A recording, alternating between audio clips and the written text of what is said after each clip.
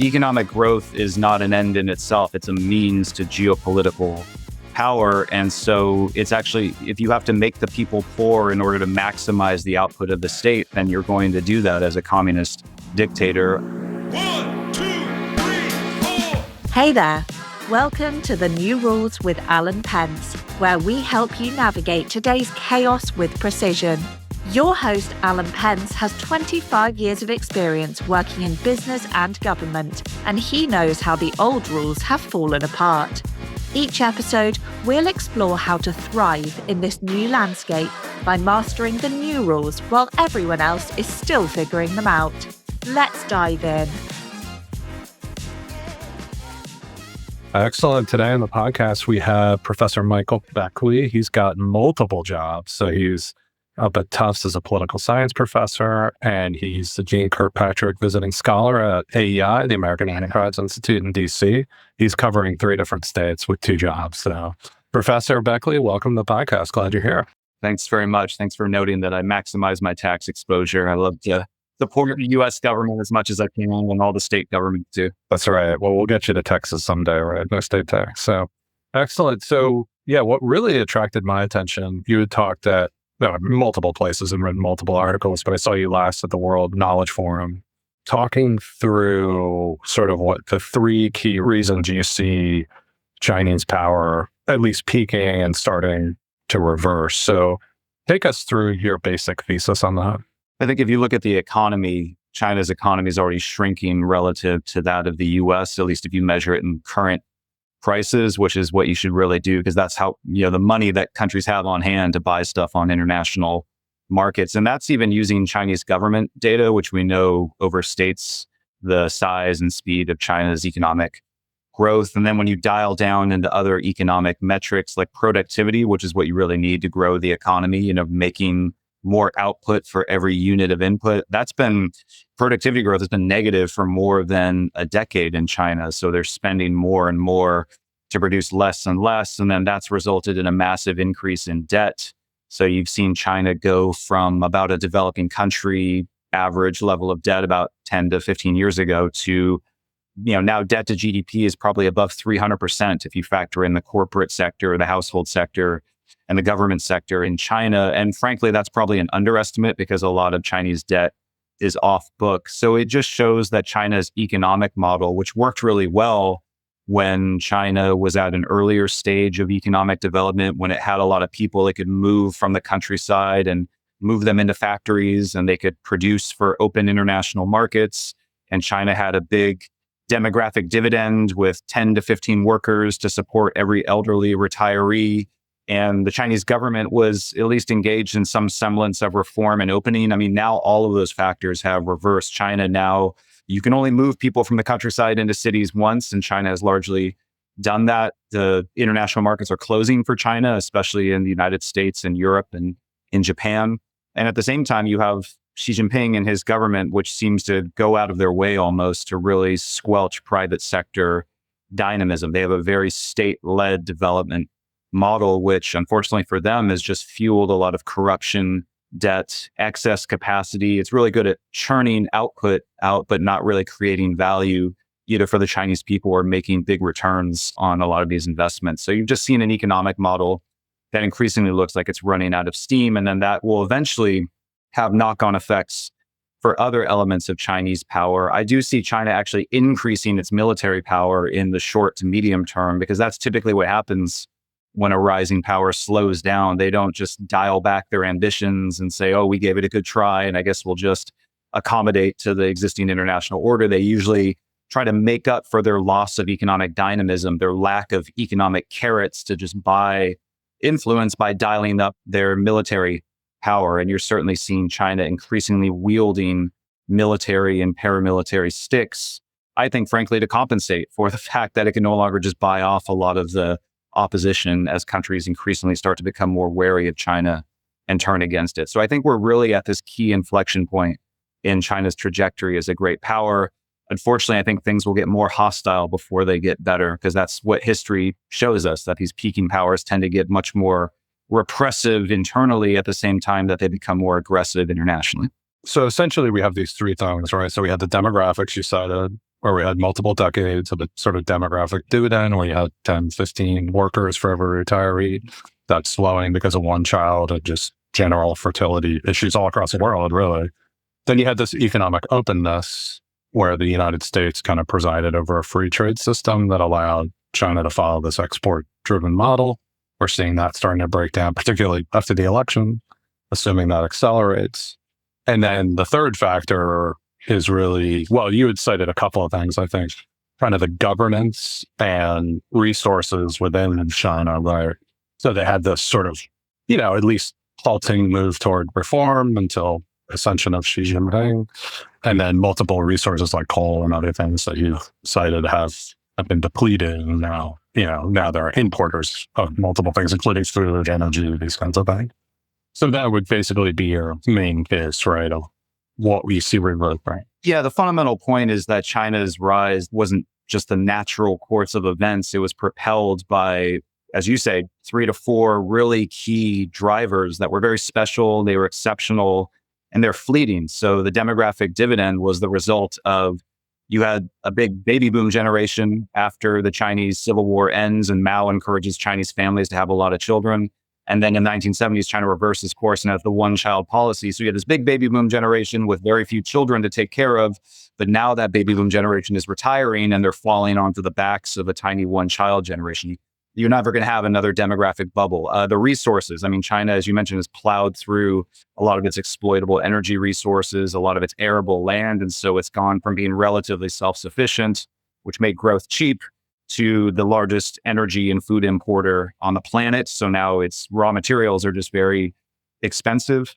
And then in terms of the openness, I think China bought a lot of goodwill by kind of laying low. And then also just with rapid economic growth, it kind of feeds on itself, where because countries wanted to curry favor with Beijing to tap its massive growing market, it was easy for China to be magnanimous. And as a result, countries opened up their economies. But now you're seeing this vicious cycle where as China tries to save its own economy by subsidizing its industries and then creating this glut of exports on the international economy, other countries, including the United States, are reacting with trade barriers and investment barriers against China. And they no longer see it as such a lucrative growth opportunity. And they increasingly see it as both an economic and geopolitical competitor. And then you, of course, have the internal, decline of the governance within China under Xi Jinping, who has really consolidated power to an extent we haven't seen since Mao.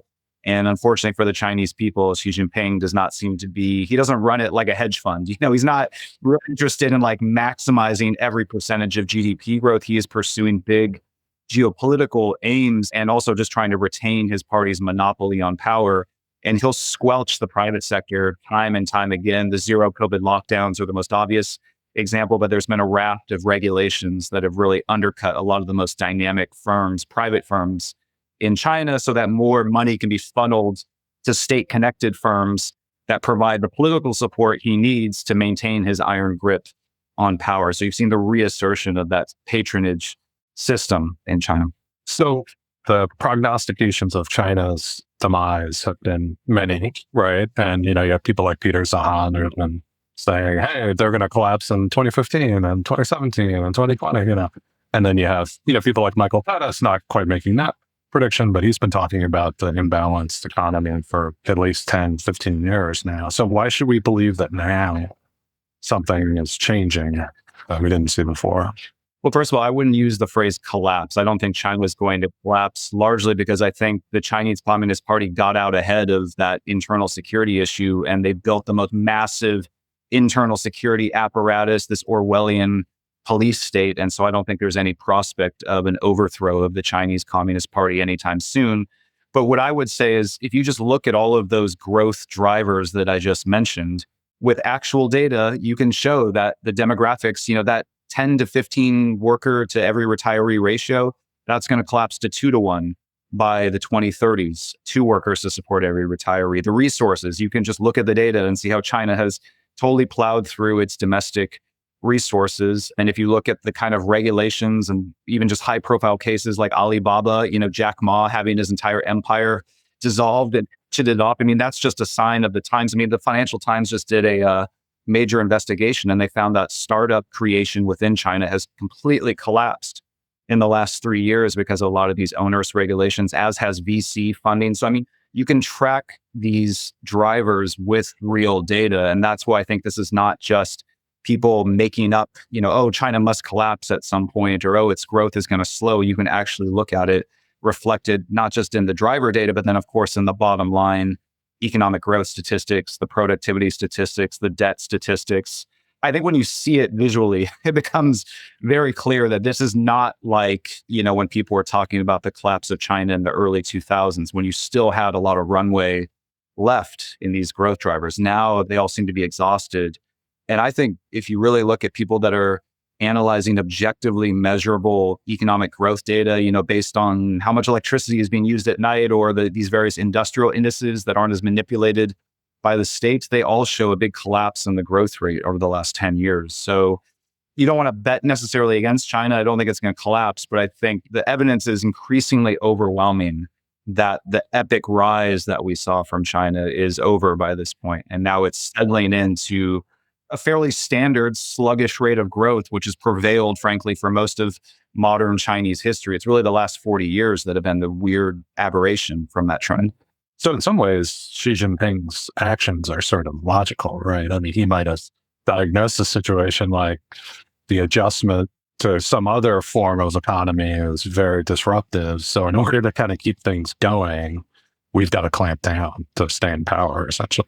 There's definitely a logic there. If you're looking at this not as some Western economist that is trying to maximize productivity, but as a nationalist dictator who wants to hang on to power and make China whole and great again, then yeah, it makes a lot of sense to clamp down because, Xi Jinping, before he became dictator, one of his jobs was to lead the Central Party School, where all the leaders get their education. And the key thing on the curriculum there was how to prevent a Soviet-style collapse in China, because they almost did have that collapse with the Tiananmen Square protests. And I think the two lessons they learned were, number one, don't do whatever Gorbachev did, do the opposite of that. Gorbachev loosened up on dissidents, he opened up to the West, and the whole thing unraveled. So we're going to do the opposite. We're going to crack down domestically, and we're going to dial up nationalist sentiment against the West.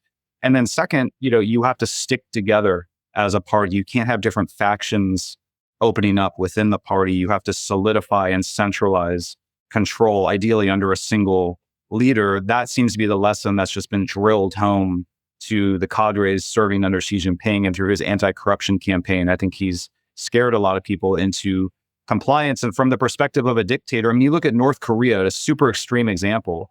If you're a dictatorship, you don't have to be good at most things. You just have to be good at squelching opposing political activity and fending off foreign threats. And the model, this fortress model that Xi Jinping seems to be rolling out, seems quite good at competing militarily with the West and then clamping down on any kind of dissent that might upset his rule at home, now that he's ensconced himself seemingly for life as leader of China. Yeah, and one of the contentions I have is that we've not taken the Communist Party in China seriously as communists, right?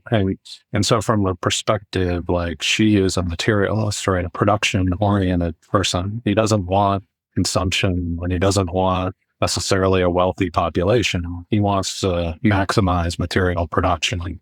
And that sort of weaves into this narrative of correcting the century of national humiliation, right? Like, we're going to lead in the next set of technologies so that we can use our material production to reassert China's role. So there's this weird mixing of historic Chinese nationalism with communism. It seems like that's what they're following.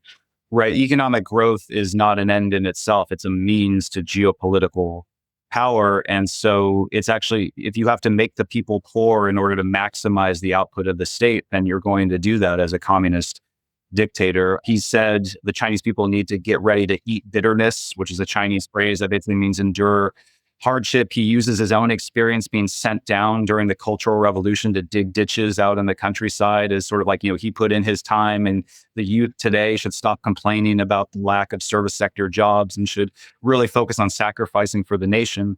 And then there's this overwhelming focus on science and technology, which also makes a lot of sense if you're a dictator, because you don't want to have this vibrant, crazy private sector where you get all these high-flying entrepreneurs who start to run their mouths and start criticizing the regime for how they think the economy should be run and acquiring wealth, because wealth is power at the end of the day. It's much better if you just have really good science and technology centralized under state-owned or state-run companies so that you can get the benefits of productivity growth and military power, but without needing this pesky, vibrant private markets that could potentially form political opposition to you. You saw the same obsession with science and technology, big science and technology projects under the Soviet Union.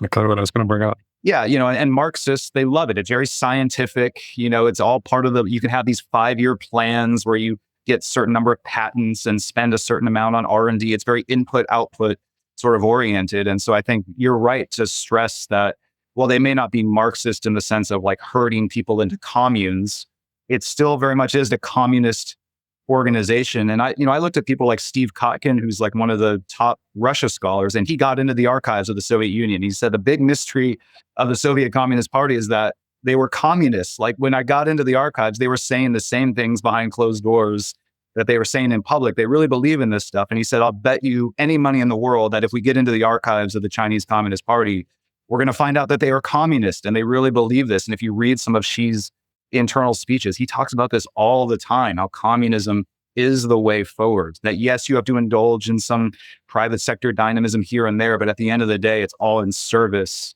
to a state-led system. And you see it with the actions that he's put into place as well. So then it would lead me to like, why would China be any more, if they've learned these lessons, I guess they learned the lessons of Gorbachev, but not of Brezhnev, right? So like, why would they be any more successful in the science and technology development push than the Soviets were, right? I mean, eventually they fell behind. Yeah, that's a really good question. They seem to just think that they are better at this kind of stuff than the Soviets were. There's been a big emphasis. Xi Jinping seems to think that things like artificial intelligence, robotics, synthetic biology, all the emerging tech industries that everyone talks about as being transformative constitute something on the level of the Industrial Revolution. And so it's what scholars will call a leading sectors model of national power generation. If you can dominate the leading sectors of the economy, be the first mover, really be the one pushing innovation forward, then you are going to dominate the world. In the same way that Britain masters the steam engine before other people, the United States masters big industrial machinery and then the computer revolution. And he has written and given speeches where he says these technologies, whatever country masters these first, is going to dominate. And so maybe he thinks that the Soviets failed to get on top of the computer revolution, but he's smarter. He has more foresight. He's pumping untold amounts of money into these industrial sectors, expecting them to pay off and basically have that leading sector pull China along to top dog status. So if we look at it, I mean, should we be thinking of a kind of George Kennan, do we need to set up a balancing, containment strategy? And I think Kennan would say that we violated his strategy, right, by getting into hot wars in Vietnam and other places. Like, is that what we should be doing? Or is the bet that China might be better? It's a little scary to think about that. And we better do a bunch of stuff on our side, not just contain, right? We might need to invest and do all the things stuff. Because when you look at it, the level of production in China, 45% of world production, is much higher. Soviets ever were, I would assume.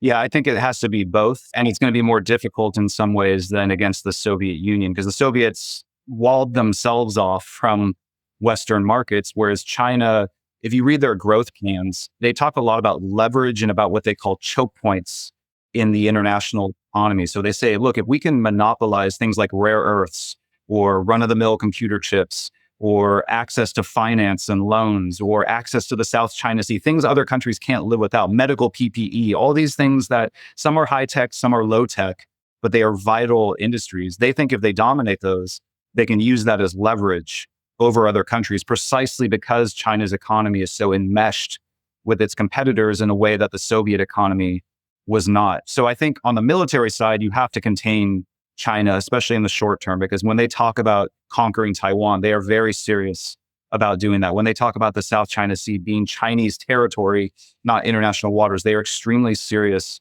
about that. And that just requires straight up military power. But on the economic side, it's going to be much more difficult than in the Cold War because China, for a long time, has gotten the best of both worlds. It's been able to tap open Western markets and open Western internet while keeping its own market and its own internet and its own networks relatively closed in a way that allows it to maximize its own sort of mercantilist advantages in the global economy. So I think the US and its allies have been slow. I mean, now there's a lot of catch going on, but they've been very slow to plug a lot of those vulnerabilities, areas where they've gotten way too dependent on China as the main producer of, say, rare earths that we need for all the technologies that we use, and now are belatedly trying to patch those holes. I frankly think playing defense is a losing game because China will just continue to find areas to dominate. I think you also need to have some kind of threat of offense. So there's been a lot of talk of an economic NATO, where basically the United States and its Western allies, who still at this point control more than half the world's wealth and really dominate a lot of high-tech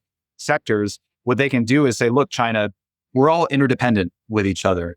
And you've been increasingly turning the screw on us, waging a trade war against Australia for calling for a COVID investigation, waging a trade war against South Korea for setting up a missile defense system. If you keep doing that, there's like hundreds of vital products that you depend on that you can't live without, that we dominate. And we will increasingly use those as sanctions collectively. And we will find other buyers for each other. Like we did that actually with Australia, where other countries stepped up and bought Australia's wine and its natural resources that it was selling to China. And as a result, Australia was able to ride out that trade war with China. So I think you need that economic containment in addition to the military containment, all the while saying, look, at the end of the day, China, there's always the olive branch. If you're willing to dial back your military threats, we can get back to the old order, but you're going to have to really change a lot of your behavior. I think that combination of containment and diplomacy is really the way forward. And in some ways, it's an updated model of the Kennan Cold War playbook. I would recommend my good friend Hal Brand's book, The Twilight Struggle, where he's a Cold War historian, and he shows how a lot of the same basic frameworks from the Cold War can be spruced up and remodeled for the competition with China today. So a bunch of stuff there. But so it's interesting in the sense of like, the other thing I think operating here is this imbalance in the trading system, right? And that's not just China, right? That also includes Japan, Germany, and South Korea, who are also operating, I mean, obviously not on as large a scale. So can the US both reshore and bring manufacturing back and keep its allies on side without, because it seems to me like the approach we're taking right now with the Trump administration is potentially, America first, what you're talking about. Yeah. So I think my preference would be to work with allies. I just think it's a lot easier than trying to reshore everything back to the United States. That said, I actually do think the Trump administration has hit on something, which is that in the long term, the United States has a lot of economic leverage because it's the only major economy that's going to have a growing population over the course of this century, which means the American market is only going to get more important. Like you need to have access to the American market as other major economies experience demographic collapse over the course of this century. Their consumer markets, their workforces, their productivity, their fiscal situation is all going to deteriorate, which just means the US is going to be an even more dominant economic actor. And I think you'll see capital increasingly flowing to the US investment. You're already seeing that, frankly. The US dominates so many of these tech sectors. I just read a draft of a forthcoming book by these Dartmouth professors where they calculated that the US controls more than half the profits in leading R&D intensive high-tech industries. China for about 6%, Japan for, I think, 5% or something like that. Then the Europeans are so far behind. And you see that reflected in their bottom line economic growth statistics. So I think the Trump administration has kind of hit on something that if the United States wanted to be a rogue superpower and just slap tariffs and investment restrictions on friend and foe alike, I think it could really turn the screw on a lot of countries, and they have very limited recourse. That said, I don't think that's the most efficient way to deal with a major competitor like China. The US would be even stronger relative to China if it basically did what it did in the Cold War, which is build these vibrant Western capital, technology, and military networks where you're all trading amongst each other and gaining the gains from trade with each other and then massing that against your adversary. That to me seems like a much more promising way. It also just has the side benefit of enriching other countries so that we have a more stable international order and it's not just like a jungle where every nation is trying to grab whatever it can. I am really worried about the breakdown of that system. I think we take for granted just how easy it is right now for many countries to plug and play with the existing open international order. If that goes away, the number of countries has quadrupled, I think, since World War II. And the only reason a country like South Korea or Singapore or even Saudi Arabia can really exist is because of an open trading system where they can buy and sell and don't have to guard their far-flung supply chains. If that goes away, I just foresee a much more conflictual world. The US may do better in relative terms, but it'll do worse in absolute terms just because the world that Americans will be living in is just more conflict-ridden, more mercantilist, more divided. Well, in reality, America could kind of, what we have is demand and nobody else has demand, right? It's sort of what you're saying, right? And clearly China has no desire to create demand. So we can leverage that and should use it multilaterally, reshape the system, essentially, right? I think the US should be using that to pressure allies they need to pick a side, I think, economically in this, because a lot of them, they still want to maintain all these, Germany, for example, under Merkel, could trade with Putin and with Xi Jinping and that kind of thing. That, straight talk needs to happen. And I think one way to really knock heads is to remind these countries that in the long run, the United States, its market is only going to become more important for their economic livelihoods. And the technology is increasingly getting concentrated in the United States as well. And the capital markets, the US accounts for more than half the VC funding in the world at this point. So the United States has a lot of cards to play. I just think it should use those to try to rally its allies together rather than treat them as adversaries. Yeah. And so what do you think the Communist Party is actually thinking at this point? Because it strikes me that, you look at the example of EVs, but in sector after sector, they're taking this approach where, and to some extent, they're taking this capacity that was in the real estate and infrastructure sectors and trying to put it into export, high-tech export sectors.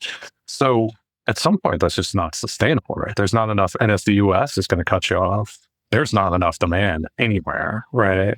So how do they, is there going to be this moment when they realize it's not going to work? And or is that like the maximum moment of danger, basically? I think so. And I think we're quickly reaching that point because you've seen, they just sent out another stimulus package. They have no fresh ideas. Their ideas are to just pump more easy credit into the economy and send out more exports and invest more in these emerging industries. I think they made a big bet on the Belt and Road, which is basically a stimulus package to create demand for Chinese products. And what they thought, they look at sub-Saharan Africa, which is going to be like almost half the world's population by 2050. That's where all the population growth is happening. So I think they said, we don't always have to be reliant on Western markets. And we think the Westerners will inevitably turn on us. And everything that's going on right now, I think, confirms that Manichaean view, basically, of the international system. So I think they hoped that they could generate demand in areas across the developing world that they felt could be giant consumption generators basically going forward. But I think what you're seeing, unfortunately for China, is that up and down the Belt and Road, you're seeing, instead of vibrant consumption and sustainable economies and infrastructure working, you're seeing debt distress, demands for bailouts and debt relief from China, and really dismal consumption because a lot of those economies, they just aren't able to get past very low levels of development. So I think their other bet is we'll just race out to the lead in these sectors, and if we can dominate those sectors, it'll give us leverage because other countries will be dependent on our technologies, our EVs, our computer chips, and we can use that to get better terms of trade. And we'll just reap the productivity gains from being the first movers in a lot of these technologies. I think that's a really bad bet, but I think that's what they're hoping for. And if you're reporting to Xi Jinping, the dictator, if I'm a Communist Party official, I'm maybe giving a more rosy, view of how the money that he threw my way to invest is turning out. I don't think he's getting the best economic data, and they seem to just censor any economic data that doesn't look good for them, whether it's the youth unemployment statistics or the economist warning about the problems with this economic model. That's really been squelched. And so I just wondered, to what extent does the guy at the top fully understand that this is a losing economic model and that this almost like dogmatic faith in Marxist superiority in the long run is leading the country, ironically, in the same direction as the Soviet Union in the Cold War? Yeah, because I know Michael Beckley has said multiple times that he sees what they're doing right now very similar to what the Japanese did, right? And so that would be the Japanese were under the American security umbrella, though, so obviously kind of a different circumstance. But again, you can race ahead in certain sectors, but eventually you're going to be malinvesting at some point, right? When any kind of market signals. I would recommend to your listeners a book by Jeffrey Ding. He writes a great Substack on AI, but he also is a professor at GW. And he wrote a book with Princeton University Press. I'm blanking on the title, but it's like technology. I have it right here, actually. Technology and the Rise of Great Powers. And what he shows at the last 200 years of history is that the countries that reap the most economic gains from any given technology aren't necessarily the ones that invent them, but the ones that what he calls diffuse them widely across the economy. So the United States has been a master at this. So, Germany led in chemical research, in the late 19th century, but the United States dominated chemical engineering and infused all of these new innovations across its economy and turned it into what we now call the American system of manufacturing and just reaped massive productivity gains. Same thing with the Japanese. They leapt out to a lead in semiconductors. But the United States is the one that was the epicenter of the computer revolution because the Americans spread it widely across their economy and just infused it. So basically soaking up innovations from abroad like a sponge and then scaling them massively. That ends up mattering a lot more for long-term economic growth and ultimately growth in national power. Whereas the Chinese still seem very much wedded to what he calls the leading sector model of, if we invent stuff, good things will follow from those inventions. Right. Yeah. And I guess one worry you'd have here, and I think you kind of address it there, is like we've seen 15 years of sort of a Magnificent Seven bubble. We've seen quite a bit of money pumped in from the federal government, also, the Fed. And so like in some sense, we're looking at these economic statistics and saying, if China's so much lower, is some of the US just built up on a little bit of a bubble here and like that's going to reverse and then we're going to go. So there's some worry about that. But I guess what you'd really look to, right, is productivity, the diffusion of technology. Those are things that aren't just puffed up by a bubble. Right. So there's a lot of weaknesses, obviously, in the American economy. Productivity has been sluggish. It's grown about 0.6% annually over the last decade on average. That's not great by historical standards. But in China, it's negative. And in Europe, it's actually negative. So in relative terms, the US is sort of squeaking by. Debt is the same thing. American debt is massive. And now interest payments on the debt are starting to rival the defense budget. That's never a good sign as a great power. But US debt is way below, as a share of its economy, is way below China's and seems to be sort of stabilizing. Maybe it'll start to increase again with more baby boomer retirees, but it's sort of stable. Whereas China's is just going off the charts with seeming no end in sight. So it's not an argument that the US is necessarily nailing everything, but it's just when you look in relative terms, I just think the world, and you sort of mentioned this at the start, we're just entering a different stage, largely for demographic reasons. Populations are shrinking and aging very rapidly around the world. That's just something we haven't really had to deal with as a global society.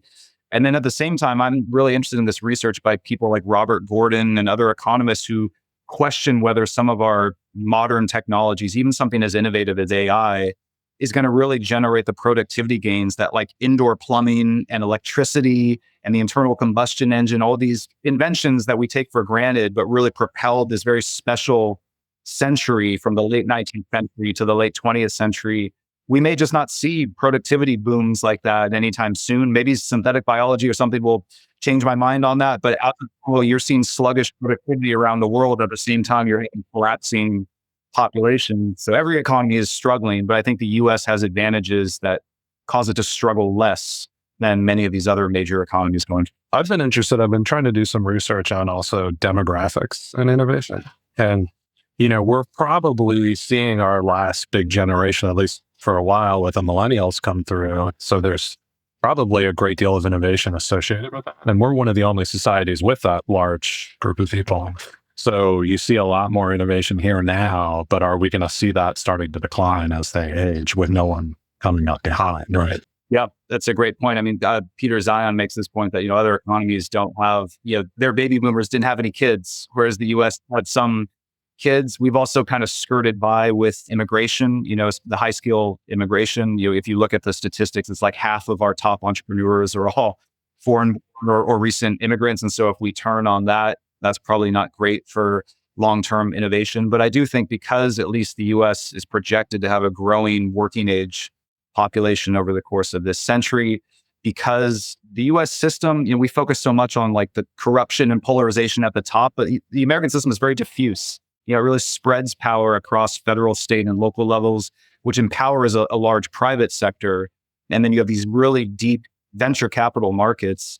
I think that, and then the best universities in the world. I mean, that ecosystem, I think, has a lot of room to run. It may not work quite as well as it has over the last few decades, but relative to everyone else, I just see the US having its relative advantages increasing in the coming decades.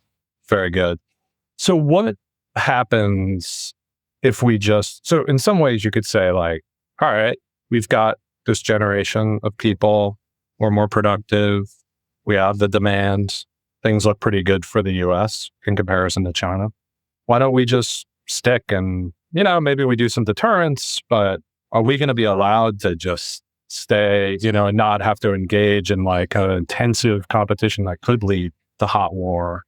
Or how do you see that playing out going forward? Yeah, I mean, I think the goal for the US should be to prevent near-term big shifts, like near-term victories that could radically upset these relatively favorable long-term trends. So like if things stay as they are and it's just like a stasis and it's just a marathon, I think the United States, I would bet on it every time. But if China thrashes the US military in a war over Taiwan, that can have ripple effects because then other countries are like, oh my God, like we thought the Americans were this great superpower and they just got their, I don't know if I can cuss on your podcast, but they just got their asses handed to them. And what they were saying was the key geopolitical theater. I mean, those kind of things matter for alignments internationally. And you kind of get this mojo. And if China is somehow able to consolidate its control there, it has a jumping off point militarily. As I mentioned before, even though China's economy, I think already basically is at the point where it's going to be at like somewhere between 0 and 3% on any given year in terms of growth. So pretty mediocre. It's a massive country, and so it can mobilize vast resources and be a big player. And at worst case scenario, it could be like a giant North Korea, and still throw its weight around militarily, even if its economy is no longer as dynamic. And so I think we have to think in those kind of terms. It's not just about whose GDP is bigger or whatever. That doesn't end up mattering that much for the overall economic or the overall geopolitical outcomes. I mean, the Soviets never, I think, gained more than half of US GDP, and yet they threatened to potentially overrun big parts of Eurasia that would have really transformed the international system and posed massive threats to the United States. So although I'm sanguine in the long term, I think that there are some short-term threats in Taiwan, in the South China Sea, from a military perspective. That means, and where the United States is actually lagging way behind just because we don't actually invest. Even though we spend almost $1 trillion on defense every year as a share of our economy, it's something like 3%, which is equivalent to what we were spending in the 1990s and in the isolationist 1930s. In the Cold War, we spent 6 to 10% on GDP and had these big forces. And we're also just very vulnerable. We rely on a couple of military bases on Okinawa, which China now has missiles trained on. So I don't think it's a foregone conclusion that the United States would win a war against China, even though economically the United States, I think now is starting to outpace China again. So we have to think like geopolitics people, not just like economists when we're thinking about national power. And so I just worry very much about a Chinese smash and grab operation that really fundamentally changes and shakes up these currently favorable trends. Wow. Basically what you're calling for is just a doubling down, reinvestment into our military capability. And then in the South China, so we're in the Pacific, right? And then on the economic side, you see that, long term, we are going to win there, but that's not going to shift the balance of power militarily too much in the short term, right? So what else would you be saying that, if you're talking to the new Trump administration or a new administration, what would you be telling them to focus on beyond just building up military forces there? Yeah, I think I want to stress that it's not so much like this massive mobilization. I don't even know if the US necessarily needs to spend more on its military. It's just that it needs to focus on radically different forces than it has spent the last 45 years. The F-35, these short-range fighters that will run out of gas before they even get to the combat theater, and they're just sitting ducks there on the runway, or these big aircraft carriers that are now sitting ducks for China's missiles. We need basically a high-tech minefield with drones and loitering cruise missiles, and those are actually a lot cheaper than a lot of these exquisite, almost like Baroque arsenal platforms that we continue to invest, hundreds of billions of dollars in. So it may not even necessarily require lots of spending, but it does require a wholesale overhaul of the way that the Pentagon fields its forces and the way that they are going to operate. I mean, I think we're seeing in the war in Ukraine already the kind of transformative effect that unmanned systems can have. And I think that would be all the more the case in the Western Pacific. So one thing would just be rethinking how we do defense. But then the other is what I worry most about the Trump administration is the people within that maybe in that administration that things in Europe are not related to things in Asia. So you have this big Asia first contingent that basically says, let's ditch Ukraine. Let's turn over Europe to the Europeans entirely. This is the Elbridge Colby sort of, right? Yeah, right. So he's probably the most prominent advocate of this. And let's just throw everything into East Asia. I think that's very short-sighted. And I think China and Russia certainly don't view things that way, nor do North Korea, or they're all colluding together because they're increasingly functioning as an axis. And Eurasia is a continent. It's one geographic landmass. And so I think you have to think in these interconnected terms. And so allowing Russia to just overrun parts of Eastern Europe when taking our eye off the ball there and abandoning Ukraine after they fought so hard there, I think would be a mistake, even if you might get some short-term benefits. I don't know what forces people like Bridge think are going to be freed up from a land war in Ukraine for a air and naval battle in the Western Pacific. They seem like apples and oranges to me. But even if you get some benefits from that, I think it's swamped by the longer-term loss of allies, because I think the pivot to Asia needs to run through Europe. We're going to need the Europeans for the economic aspect, the sanctions and the Western defense networks we're going to need, and ultimately to contain what I view as these two allies, Russia and China, fighting back to back, against the West. They both pose major threats. And so we need to think of them as a whole rather than playing divide and conquer. So I think I've probably changed my view on this recently, where I think formerly I thought, hey, Germany's not in the fight with us against China, right? Because that was their number one export market, right? And Europe isn't really all that threatened by China, right? I mean, given the lack of power projection they have.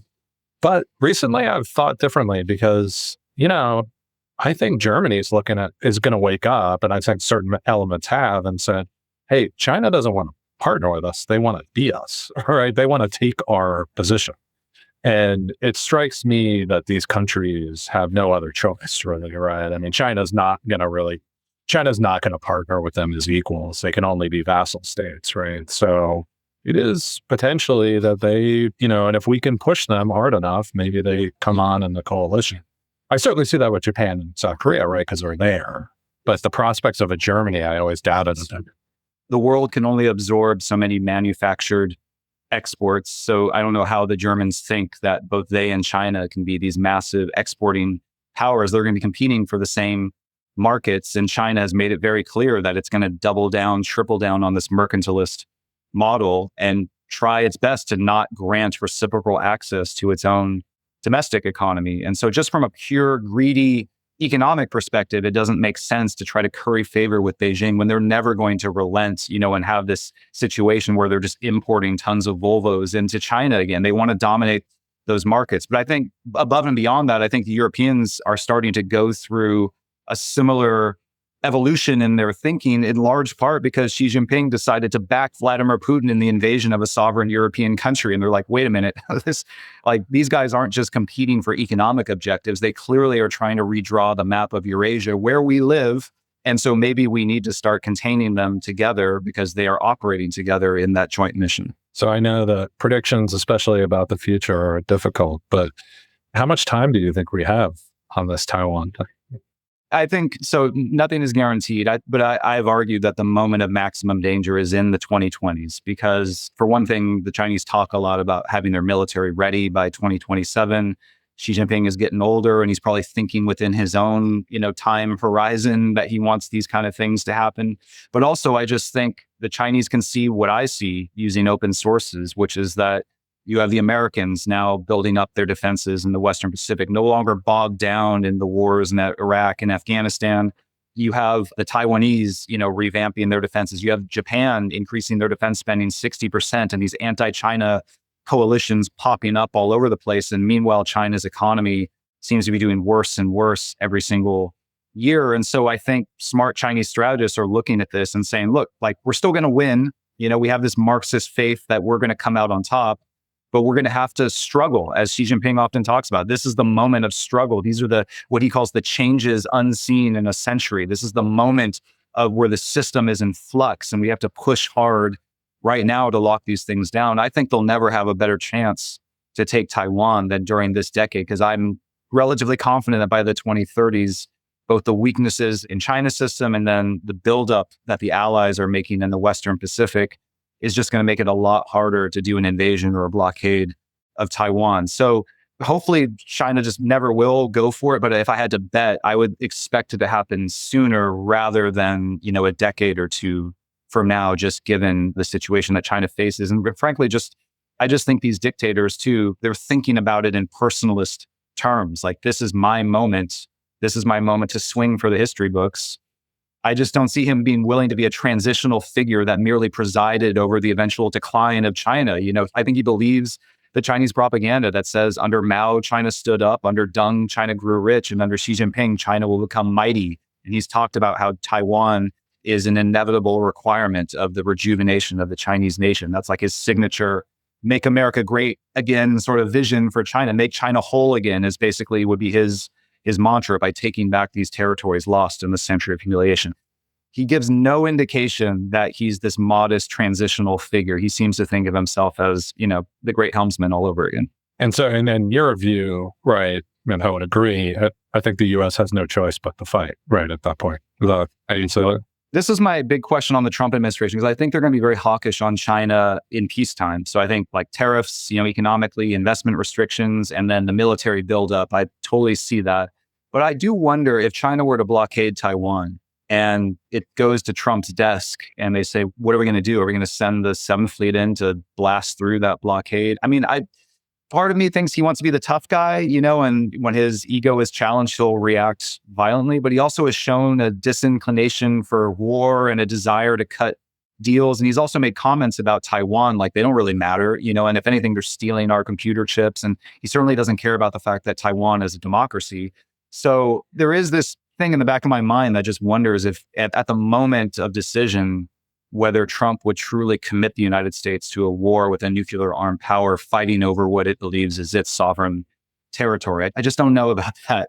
I think the problem is the Chinese assume the Americans are going to intervene anyway. And I actually think the Chinese will strike American forces at the outset. I think they're going to take out those bases on Okinawa, because if they don't, and then the Americans do intervene, and you've just left this massive right hook arm of the US military there intact, it's going to be a much harder slog for Chinese forces. Really, your only opportunity to win is by knocking the Americans out early. I mean, this is the calculation the Japanese made, in World War II. I was going to say, it sounds familiar, right? Yeah. I mean, I can see how that same logic could prevail in China. So I worry that the Americans aren't going to have it's not going to be a choice. It's going to be foisted upon the United States. And that's my biggest worry is we're going to repeat we do this all the time. We're like, we wait and we allow the threat to build and the storm to gather. And then we get punched in the face. And then we intervene in a frenzy rather than paying the insurance costs early and trying to deter the conflict from happening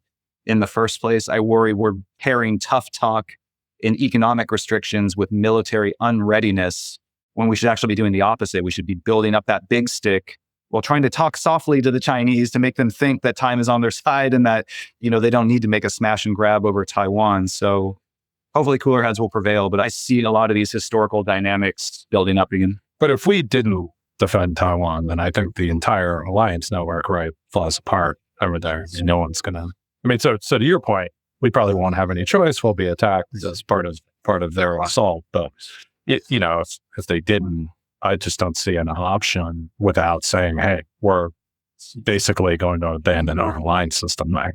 I think so. I mean, that's the most likely outcome. I don't think it's an entirely foregone conclusion because it's not like there's that many other options for a country like Japan.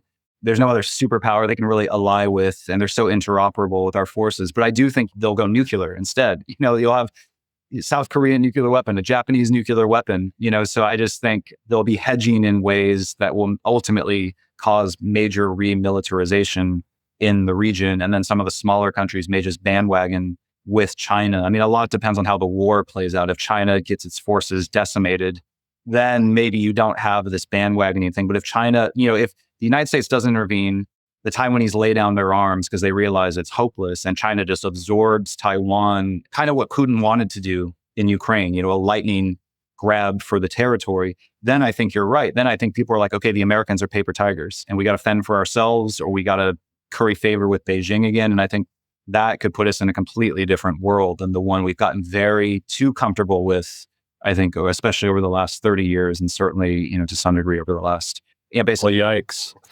I have to say, I mean, it is, when you talk through it like that, it does seem, I think there was a hope that the Chinese would see that it was doomed or something like that. But I do think, your analysis on the dictator and the personal issues of that and where they are, it strikes me that they probably will make the move in the next few years.